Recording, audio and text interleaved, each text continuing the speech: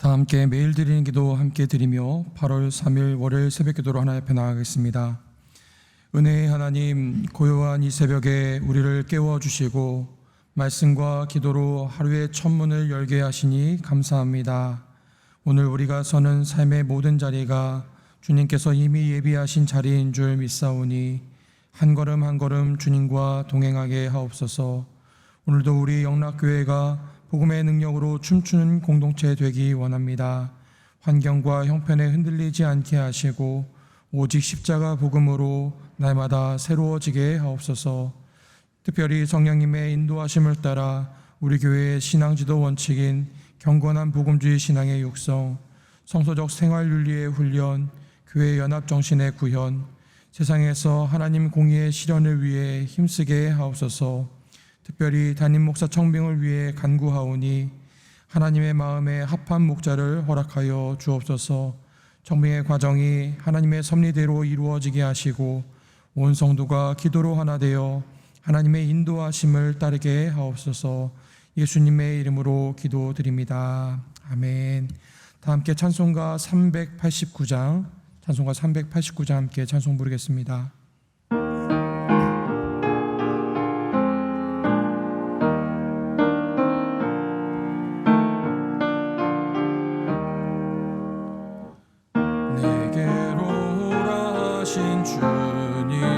주님의 말씀을 따라 나와서 내 몸의 마음과 주께 드리니 주여 받아주소서. 내 뜻과 정성 모두 주 예수 따라가오니 내 갈 길 인도하여 주소서. 오 나의 주시여, 내 맘에 주의 성령 오셔서 정결케 하여 주시고 주님의 귀한 성전 삼으사 항상 계시옵소서. 나 주님 힘써 섬기며 늘 충성하며 살리니 내 갈 길 인도하여 주소서. 오 나의 주시여, 내 참된 친구 되신 구주여, 나에게 임재하시사 이 세상 끝날 되어 숨 쉴 때 주여 함께 하소서. 나 주님 품에 안기어 참 안시 영생 누리니 내 갈 길 인도하여 주소서. 오 나의 주시여. 오늘 오이코스 본문 말씀은 예레미야서 7장부터 9장까지의 말씀입니다. 그 중에서 오늘 함께 묵상할 말씀은 예레미야 7장 1절과 2절 말씀입니다. 예레미야 7장 1절과 2절 말씀 우리 다 같이 한 목소리로 합독하겠습니다. 여호와께로부터 예레미야에게 말씀이 임하니라. 이르시되 너는 여호와의 진문에 서서 이 말을 선포하여 이르기를 여호와께 예배하러 이 문으로 들어가는 유다 사람들아, 여호와의 말씀을 들으라. 아멘. 오늘 보면 예레미야 7장은 예레미야 선지자가 예레미야 예언자가 성전 문 앞에 서서 여호와의 성전 문 앞에서 했던 설교라 해서 성전 설교라고 흔히들 일컫습니다. 1절 2절 말씀 다시 제가 읽어보면요, 여호와께로부터 예레미야에게 말씀이 임하니라. 이르시되 너는 여호와의 집 문에 서서 이 말을 선포하여 이르기를 여호와께 예배하러 이 문으로 들어가는 유다 사람들아 여호와의 말씀을 들으라. 이렇게 선포하고 있습니다. 여러분 아시는 것처럼 당시 이스라엘 성전, 이 예루살렘 성전이 이 이스라엘 백성들에게 어떤 의미를 갖는지 우리가 많이 들어왔었지요. 유난히 이 성전에 대한 애정이 이스라엘 백성들에게는 컸었고 이들의 모든 신앙의 중심 뿐만 아니라 이들의 모든 삶의 중심이 이 성전에 담겨 있음을 우리는 알고 있습니다. 어떤 특별한 절기 때뿐만이 아니라 제사 때뿐만이 아니라 그들의 삶의 모든 하루의 시작과 끝으로부터 시작해서 국가의 여러 가지 대소사 그리고 개인의 어떤 사소한 일들에까지 모든 일들이 이 성전을 중심으로 이루어졌음을 우리가 성경을 통해서 보게 됩니다. 그런데 사실 이런 모습이 우리에게 그렇게 낯설지 않은 것은 오늘 새벽에 눈을 떠서 아마 여러분들 이 성전으로 오실 그 발걸음을 생각해 보시면 쉽게 알 수 있을 것 같습니다. 여기 오신 분들에게 우리 영락교회 성전이 어떤 의미인지 여쭤보면은 아마 저마다의 신앙 고백을 다 갖고 계시리라 생각이 됩니다. 예전에 어느 노 권사님께서 거처를 옮기셔야 될 일이 있어서 어디로 이사 가야 될지 고민하면서 기도하시는 것을 본 적이 있는데요. 권사님 어디로 계획하고 계세요? 여쭤봤더니 교회까지 가는 한 번에 가는 차편이 있는 곳이 제일 1번 후보지라고 말씀하신 걸 들었습니다. 아들 집, 딸 집 근처가 아니라 교회 가기까지 차 한 번만 타면 갈 수 있는 곳을 이사 후보지로 택하고 계신다라고 말씀하시더라고요. 그런 것처럼 이 이스라엘 백성들에게 성전이라는 곳, 자신의 삶의 중심, 자신의 인생의 중심, 신앙의 중심이 바로 이 예루살렘 성전이었음을 우리가 알고 있습니다. 그런데 문제가 생겼지요. 바로 이 성전을 중심으로, 성전의 안팎으로 여러 가지 죄악들이 범해지고 있었다는 겁니다. 여러분 어렸을 적에 동그라미를 예쁘게 그리는 방법 혹시 기억하고 계십니까? 펜 2개를 놓고요, 그 펜 2개를 실로 묶습니다. 그래서 한 펜을 종이 한가운데 두고 꼭 고정을 한 다음에 그 실로 묶여진 다른 펜을 그 실을 따라서 이렇게 한 바퀴 삥 돌리면은 제법 그 동그라미가 예쁘게 그려졌던 거 여러분 기억하고 계시지요? 이 동그라미 예쁘게 그리기 위한 특별한 비법이 있는데요, 이 중심에 세워놓은 이 펜이 절대로 흔들리면 안 됩니다. 이 펜이 흔들리게 되면은 처음엔 잘 시작했다가 끝에 가면은 이 시작점과 끝점이 맞지 않게 되지요. 삐뚤삐뚤 되기도 하고요, 이 중심이 흔들릴 때마다 이 원이 이리저리로 흔들리면서 삐뚤삐뚤한 원이 되게 됩니다. 그래서 이 중심을 꽉 잡고 있어야 이렇게 돌아왔을 때 시작점과 끝점이 맞으면서 이쁜 원이 그려지게 된 것을 여러분 기억하고 계실 겁니다. 이 중심이 흔들리게 됐을 때 이 원이 삐뚤어지고 원이 아니게 되는 것처럼 그들의 신앙의 중심이었고 삶의 중심이었던 그 성전의 일들이 흔들리기 시작했고 그 성전 안에서 죄악이 차오르기 시작했을 때에 그들의 신앙도 그들의 삶도 흔들리고 무너졌던 것이지요. 우리는 이 이야기가, 이 말씀이 그 이스라엘 그 예루살렘 한가운데서 했던 성전이라는 그 건물에 대한 이야기가 아니라는 것을 이미 잘 알고 있습니다. 이 성전을 건축했던 솔로몬이 이 성전을 하나님께 봉헌하면서 그렇게 기도했었지요. 하나님이 참으로 사람과 함께 땅에 계시리이까? 보소서, 하늘과 하늘들의 하늘이라도 주를 용납하지 못하겠거든 하물며 내가 건축한 이 성전이오리이까? 천지의 주제이시고 온 천하의 주인이신 그 하나님께서 사람이 손으로 지은 그 성전 안에 갇혀 계실 수 없다라는 고백이었습니다. 그런데 그럼에도 불구하고 하나님께서는 그곳에서 하나님의 백성들을 만나 주시겠다고 약속하셨고 그곳에서 그 백성들에게 은혜를 베풀어 주시겠다라고 그들에게 말씀해 주셨습니다. 우리가 깨닫는 것이 있습니다. 우리가 성전이라고 부르는 그 성전 건물이 성전이 아니라 그곳에 임재하시는 하나님, 그분이 우리의 성전이 되신다라는 것이지요. 아무리 크고 아름답고 화려한 성전이 있다 하더라도 그곳에 하나님이 임재하시지 않는다면 그것은 성전이라고 할 수 없다라는 것입니다. 건물이 중요한 것이 아니라 그곳에 임재하시는 하나님이 중요하시다라는 겁니다. 하나님이 임재하시는 곳, 하나님이 함께 하시는 곳, 하나님을 모신 곳, 하나님과 살아계신 하나님과 교제가 이루어지는 곳, 그것이 참된 성전이라는 것을 우리는 깨닫게 됩니다. 고린도전서 3장 16절에 바울 사도께서 그렇게 말씀하시지요. 너희가 하나님의 성전인 것과 하나님의 성령이 너희 안에 계시는 것을 알지 못하느냐라고 우리에게 말씀하고 계십니다.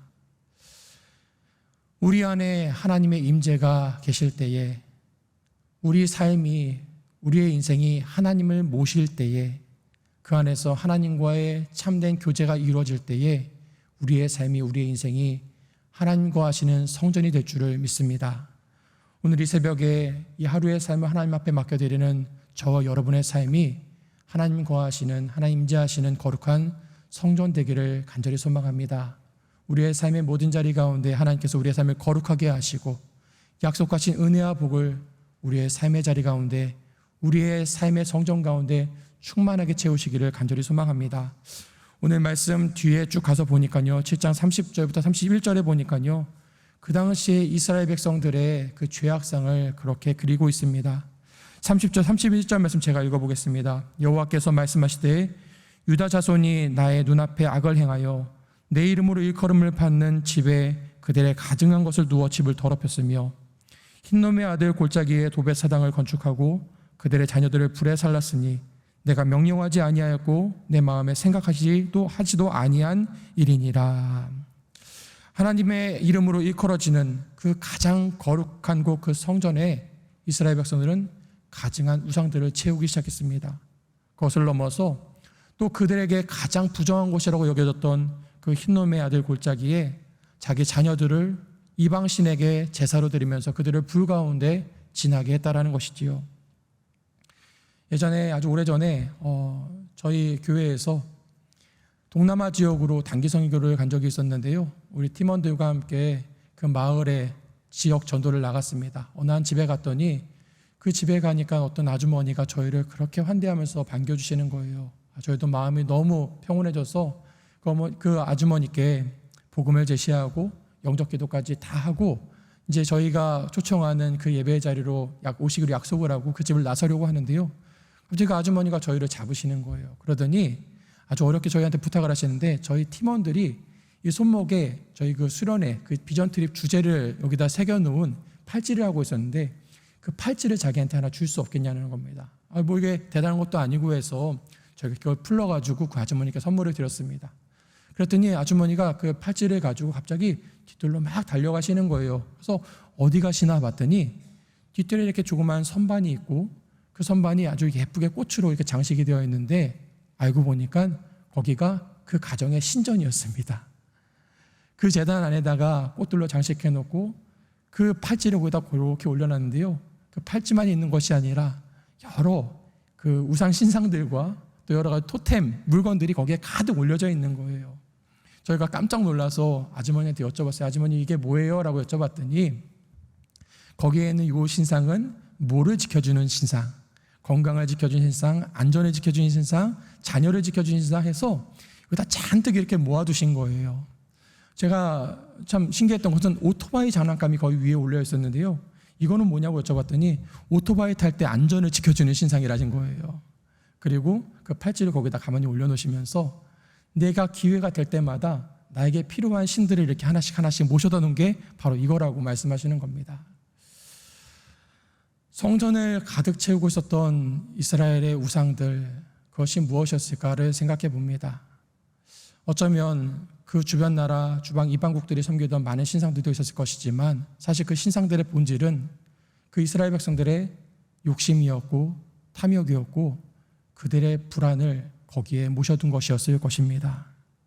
그 모든 것들이 그 마땅히 하나님이 계셔야 할 자리를 차지하고 있었던 것이고요, 그들에게 주신, 하나님이 주신 가장 큰 은혜였던 그들의 자식까지도, 그들의 자녀들까지도 이방신들에게 바칠 만큼 그들의 성전이 폐역하여 있었다는 것이지요. 자신들의 욕망과 불안 때문에 하나님 마땅히 계셔야 하는 그 자리 가운데 자신들의 욕망을 채워놓고 거짓된 것들로 채워놓고 하나님께서 그들에게 주셨던 가장 축복된 그 자녀들까지도 불 가운데 지나게 하는 그 모습이 지금의 이스라엘의 모습이었다는 것입니다. 결국에는 하나님의 진노가 그들을 향하실 수밖에 없었었고 그 결과는 너무나 비참하다라고 성경이 기록하고 있습니다. 여러분 33절에 보니까요, 백성들의 시체가 새와 짐승의 밥이 되어도 그것을 쫓아낼 사람이 없다라고 합니다. 34절 말씀에 보니까 유다와 예루살렘 어디를 다녀도 기쁨과 즐거움을 찾아볼 수 없다라고 그러고요. 넘어가서 8장에 보면은 왕들과 지도자들과 제사장들이 죽는다 하더라도 그들의 시신이 땅에 묻히지 못하고 먼지와 배설물처럼 버려진다라고 말씀하고 있습니다. 살아남은 사람들 역시도 차라리 내가 사는 것보다 죽는 것이 낫겠다라고 호소하고 있다라고 말씀하고 있습니다. 이 광경을 보면서 어떤 사람들은 하나님께서 어떻게 이렇게 잔혹하실까, 어떻게 이렇게 잔인하실까 생각할 수도 있겠지만 우리가 알아야 될 것은 바로 이것이 죄의 결과이자 욕망의 열매라는 것이지요. 하나님께서 없는 심판을 만들어내신 것이 아니라 하나님을 버리고 달려간 이들의 끝을 하나님께서는 보여주고 계시다라는 것입니다. 오늘날에도 많은 사람들이 저마다의 욕망을 따라 그리고 자기 마음 가운데 있는 불안을 피해서 이리저리로 달려가고 있습니다. 정치를 봐도 그렇고요, 경제를 봐도 그렇고요, 자녀의 교육에 관한 것을 봐도 그렇습니다. 심지어는 믿는다 하는 우리의 기도와 우리의 신앙도 하나님을 모시고 하나님을 중심으로 따라가는 것이 아니라 우리의 욕망을 따라서 우리의 불안을 따라 살아갈 때가 많은 것을 보게 됩니다. 오늘 우리의 그 욕망의 자리 가운데, 우리의 그 불안의 자리 가운데 다시 하나님을 모실 수 있게 되기를 축복합니다. 특별히 우리 자신에게와 우리 자녀들에게, 우리 가정 안에 다시 한번 하나님을 모실 수 있는 저와 여러분 되기를 간절히 소망합니다. 이 시대의 많은 교회들과 많은 하나님의 사람들 가운데, 그들의 중심 가운데 다시 한번 하나님께서 함께 하셔서 우리의 이 작은, 이 연약한 육체와 이 연약한 우리의 인생을 하나님께서 거룩한 성전으로 삼아주시고 하나님과 하시는 처소 삼아주셔서 하나님께서 우리에게 예비하시고 약속하신 그 은혜와 복을 충만히 채우는 오늘 하루 될 수 있게 되기를 간절히 소망합니다. 오늘 이 새벽에 다시 한번 신실하신 하나님께서 우리의 삶의 중심 가운데 임하여 주셔서 우리의 삶이 비록 흔들리고 연약할지라도 하나님을 중심에 세우고 걸어가는 우리의 발걸음이 하나님 앞에 서는 그 날에 하나님 보시기에 아름다운 도형으로, 아름다운 모양으로 하나님 앞에 드려주시게 되기를 주님의 이름으로 축원드립니다. 함께 기도하겠습니다. 참 좋으신 하나님 아버지, 지난밤에도 저희들을 하나님의 은혜 아래 지켜주시고 이 새벽 다시 한번 하나님 앞에 나와 예배하며 이 하루를 맡겨드리게 하시니 감사를 드립니다. 저희 각 사람이, 저희의 가정이, 저희들의 자녀와 저희들의 교회가 하나님의 성령이 거하시는 하나님의 성전임을 다시 한번 깨닫게 됩니다. 그러나 돌아보면 그 거룩한 자리를 얼마나 저희들의 욕심과 탐욕으로 채우며 살았는지, 세상이 주는 두려움과 조급함으로 채워왔었는지를 고백합니다. 겉으로는 하나님의 이름을 부르면서도 속으로는 저희 자신의 뜻과 욕망을 따라 하나님의 자리에 채워온 저희 죄를 용서하여 주시옵소서. 하나님께서 주신 가장 귀한 것들, 또한 저희의 자녀와 가정과 시간과 물질을 저희 욕심과 불안의 재단에 던지지 않게 하여 주시고 오직 하나님께 맡겨드리며 저희의 삶 전체가 흔들리지 않고 하나님을 중심에 모신 거룩한 성전 되게 하여 주시옵소서. 주님, 이 시간 병상에 있는 저희 성도들을 위해 기도드립니다. 육신의 질고와 또 여러 가지 아픔으로 병원에서 치료받는 성도들이 있습니다. 수술을 앞두고 두려운 마음으로 그 시간을 기다리는 성도들이 있습니다. 검사 결과를 초조한 마음으로 기다리는 성도들이 있습니다. 하나님, 오랫동안 병상에 누워 지치고 낙심한 성도들, 그 곁을 지키며 아파하는 가족들도 있습니다. 주님께서 친히 저들의 병상을 찾아가 주시옵소서. 육신의 아픔뿐만 아니라 그로 인한 두려움과 불안과 외로움까지도 주님의 능력의 손으로 어루만져 주시옵소서. 저들이 육신에 연약해지더라도 영혼은 강건함을 잃지 않게 하여 주시고 병상에서도 하나님의 성전 삼으신 저들의 삶에 하나님의 임재와 평강이 가득하게 하여 주시옵소서. 하나님의 때에 치료하여 주시고 회복시켜 주시며 다시 이전의 나와 함께 감사하며 예배할 수 있는 은혜를 더하여 주시옵소서. 하나님, 시작되는 오늘 하루를 하나님께 온전히 맡겨드리길 원합니다. 저희의 계획과 생각보다 하나님의 뜻이 이루어지는 하루가 되게 하여 주시옵시고, 만나는 모든 만남과 감당한 모든 일들 속에서 하나님의 성전된 삶으로 살아가도록 인도하여 주시옵소서. 이 모든 말씀을 저희를 위해 자신을 내어주신 우리 주 예수 그리스도의 이름으로 기도하옵나이다. 아멘. 시간 함께 기도하실 때에 하나님의 성전된 저희들의 삶과 저희들의 자녀, 저희의 가정과 우리 영락교회 되게 하여 주시옵소서. 영락 오이코스 말씀을 통해 성도들의 삶이 믿음으로 이끌려갈 수 있도록 기도해 주시고, 우리 대한민국이 하나님을 경외하는 나라가 되게 하시고 이 땅에 공의와 정의가 회복되게 하여 주시옵소서. 우리 함께 기도하고 각자 가지고 나오신 기도 제목 가지고 함께 기도하겠습니다.